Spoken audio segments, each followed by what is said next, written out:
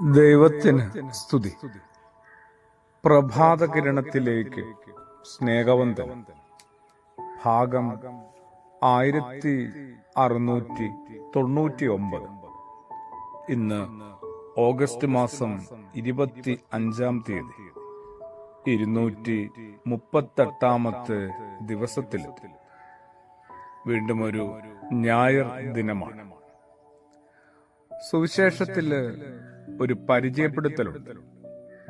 അത് വായിക്കുന്ന ഏതൊരാളെ ഒരുപാട് സന്തോഷിപ്പിക്കുന്നു, ആശ്വസിപ്പിക്കുന്നു, വല്ലാതെ മോഹിപ്പിക്കുന്നു.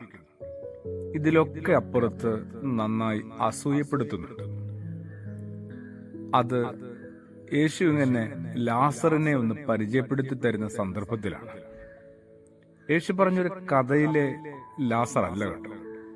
വിശുദ്ധനായ യോഹന്നാൻ ശ്ലീഹായുടെ സുവിശേഷം 11 അധ്യായത്തില് യേശുവിന്റെ സ്നേഹിതനായ ലാസർ. യേശു അങ്ങനെയാണ് നമുക്ക് ആ ലാസറിനെ പരിചയപ്പെടുത്തി തരുന്നത്.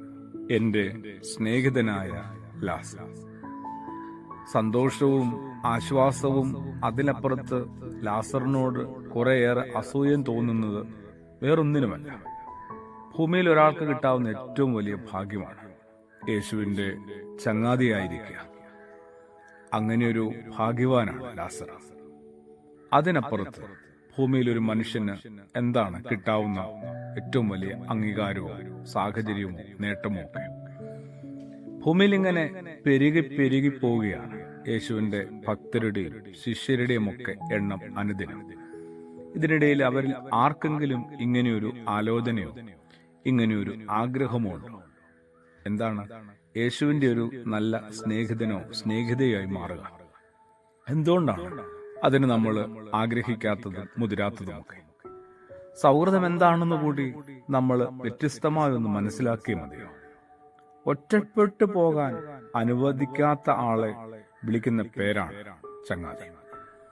ഒരു കാരണവശാലും നല്ല ചങ്ങാതി നമ്മളെ ഒറ്റപ്പെടുത്താനായിട്ട്, ഒറ്റയ്ക്കായി പോകാനായിട്ട് അനുവദിക്കുന്നില്ല. സാഹചര്യങ്ങൾ കൊണ്ടും ഒരുപാട് ജീവിത സമ്മർദ്ദങ്ങൾ കൊണ്ടും നമ്മളൊക്കെ തനിച്ചാകാനായിട്ട് മിക്കപ്പോഴും നിർബന്ധിക്കപ്പെടുന്നുണ്ടാവും. അപ്പോഴൊക്കെ ഒരു നല്ല സാമീപ്യമായിട്ട്, അതും അദൃശ്യമായ ഒരു സാമീപ്യത്തിനുള്ള ഒരു ശേഷി യഥാർത്ഥ കൂട്ടുകൾക്ക് ഇടയിലുണ്ടാവും. യഥാർത്ഥ നല്ല കൂട്ടുകൾക്കിടയിൽ.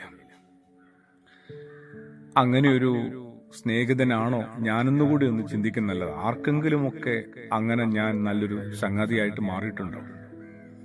ലാസറും യേശുവുമൊക്കെ അന്ന് ആ സുവിശേഷം മുതൽ ഇന്ന് വരെ നമുക്കൊപ്പം ഉണ്ട്. ഒന്ന് ശ്രമിക്കാവുന്നതാണ്. യേശുവുമായിട്ട് നല്ലൊരു ചങ്ങാത്തത്തിനും ഭൂമിയിലെ നമ്മുടെ ചങ്ങാത്തങ്ങളെയൊക്കെ കുറെ കൂടി ഒന്ന് ഭംഗിയാക്കാനൊക്കെ ആയിട്ട് ശ്രമവും പ്രാർത്ഥനയും നന്നായി നമ്മളെ സഹായിക്കും കേട്ടോ. ആമേൻ.